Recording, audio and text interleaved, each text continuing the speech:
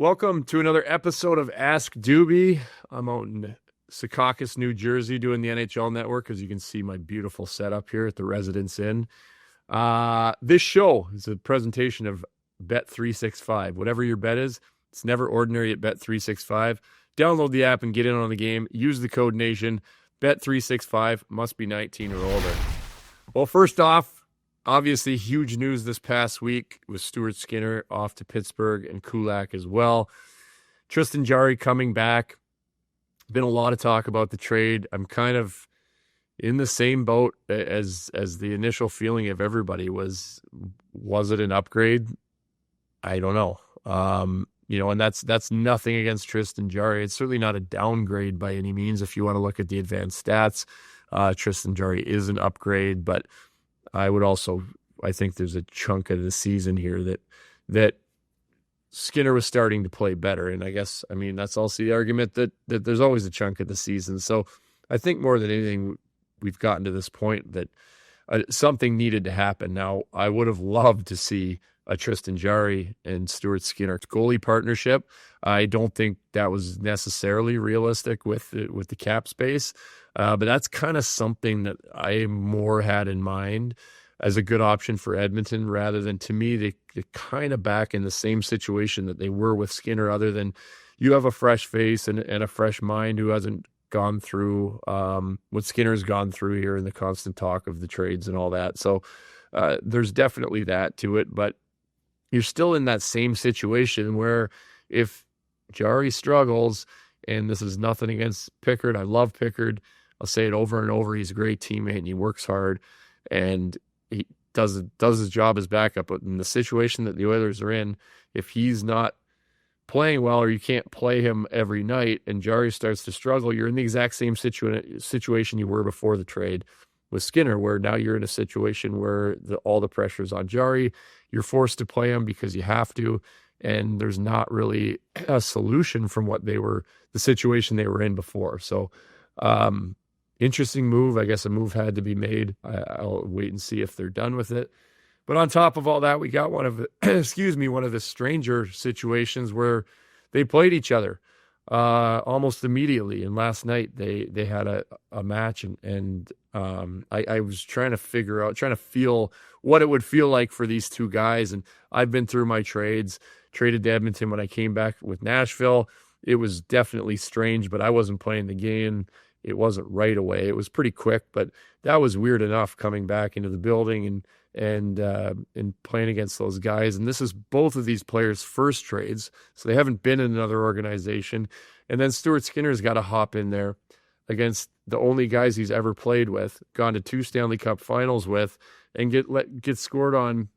The first goal he gives up is Leon Draisaitl's 1,000th point, and he's in every single picture of Leon and the entire team celebrating his 1,000 points. So just an insane amount of emotions going on, I'm sure, for both of those guys last night. And again, Jarry going back to Pittsburgh.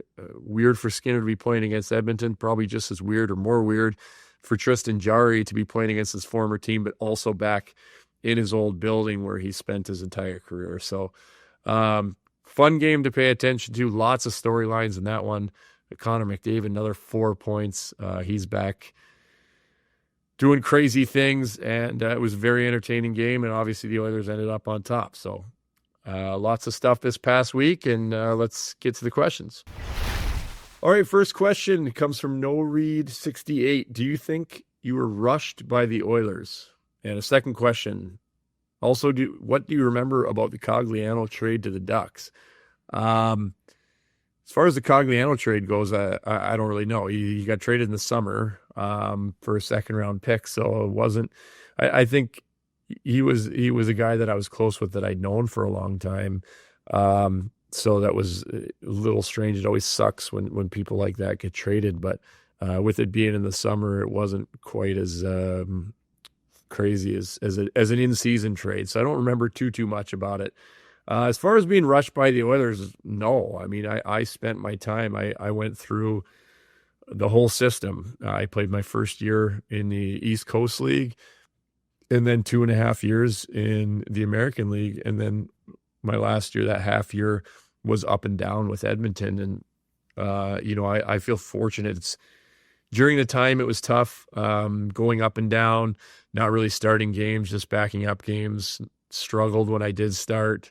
And then towards the end of the season, because we were so far out of it and we had me and Delorier there, they just told us we were going to alternate games through the end of the year, which is kind of a crazy thing to think about when it's the NHL and they're going to put us in a situation where we're just going to go every other game no matter what happens. But I think I needed that, and it was able to give me a chance to just get into some sort of routine and really learn how I needed to play and what I needed to do to be able to be successful in the NHL. And it kind of set me up for the following year to be there full time. But I didn't even have a call up until that year. I didn't have one even close, no sitting on the bench. No one was ever hurt. Before that, before Delorier was full-time on the team, he was the only guy who had got called up. So I definitely spent my time in the minors and fortunate to have that time in Edmonton as well to really develop when normally normal season, I don't think guys are necessarily going to get that as big of a leash as I did to find my game. And so definitely feel grateful for that I was able to get there. And I think the last 6 games of the year, that year I went 4-2 and kind of solidified my spot for the next season. So there was no push too quickly by Edmonton by any means, for sure. All right, next question coming in from our friend Lance Kane. When you're playing in the minors, how much communication does the main club have with you? Do players know they're the next call-up?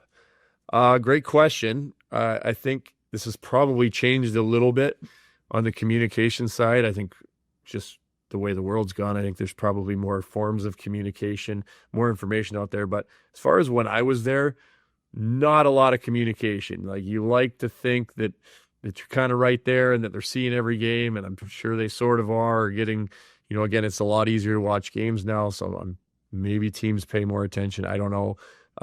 But once you make it to the top and you make it to the NHL and you kind of look back and it's like, nobody really knows what's going on down there, who's having a good season. Now, in saying that, the management does, and they have people who that's their job, so they obviously know what's going on. But as far as like the team and stuff, you realize you're kind of far away down there, and there's only a few guys who are kind of slotted to get called up. But when you're down there and you're playing, you don't really know. And I never got called up until that last year when I played more. So I didn't really see that. I just knew, the couple times that Delorier got called up, he'd just get called in and somebody got hurt that night and he was going up. And that's really all it was. Other than that, there wasn't a whole ton of communication. Pete Peters would come in as the goalie coach. He'd come down once a month and I'd talk with him, and I'd talk with him obviously when he wasn't there as well. But not a whole ton of communication with the players when you're down there, and you have to think about that more. When I went to Montreal, for example, I got traded. I'd already cleared waivers, so I spoke with them, and they said I hadn't played in a while in Nashville, so they said, you're going to go down to Hamilton for the weekend, play all 3 games, and or play 2 out of 3. And then we'll call you on Monday. And they didn't say we'll call you up on Monday. They said we'll call you on Monday and discuss. And there was a potential of me going up. It was Price and Peter Budaj was there, and I think they'd made the trade and initially because they weren't super confident with Budaj.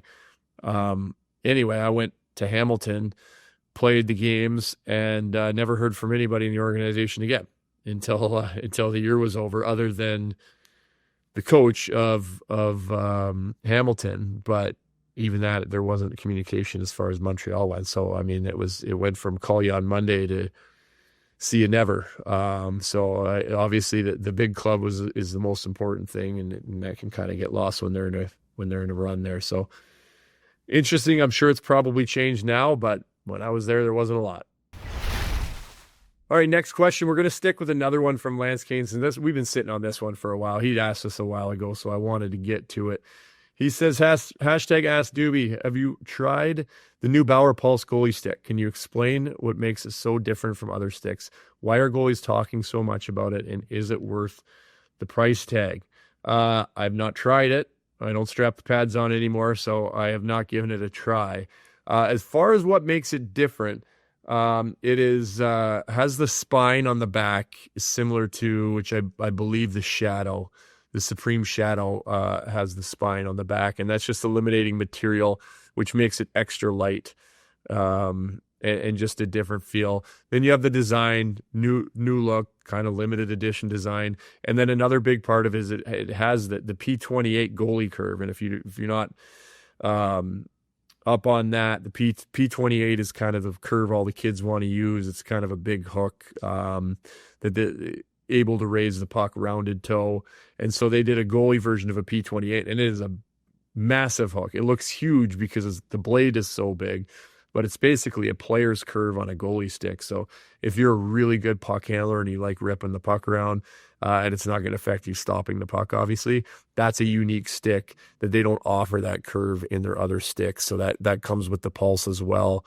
I can't remember the name of the one. Maybe it was Proto. I know their sticks are Proto now, but they'd done it with a previous one that had some purple in it. I think it maybe was a goalie Proto, but this is kind of the new version. And as far as worth the price tag, it's the same price as I believe as a Flylight or those top end sticks. So if those are the things you're looking for in a stick, the things I mentioned with the curve and it may be a little bit lighter than the Flylight, I'm not sure, just because of the spine on the back, then yeah, it's a great stick. It's a very high end stick.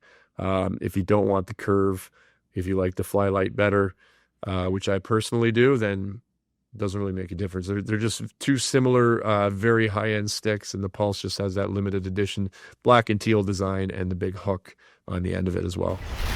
Next question from Richie 19 Red Wings. What is your favorite moment in your career? I'm not going to pick one. I'll just go a few that I really like. We'll go back to getting drafted, for example, was a huge day. If I had to pick one from the Oilers, my first win, I've talked about it a lot, but it was, I think, my 11th start, and I just could not buy a win. We were playing the Detroit Red Wings, obviously great team. They still had Lidstrom and Zetterberg and Datsuk, and the list goes on of who the guys that were still there on that Detroit team. And we were winning 2-1 with about 10 seconds left in the game. And my buddy Theo Peckham, decides that he's going to lay on the puck in the corner, and that's how he was going to kill 10 seconds. But he forgot all of those aforementioned players that they can find the puck and get it out, which they obviously did.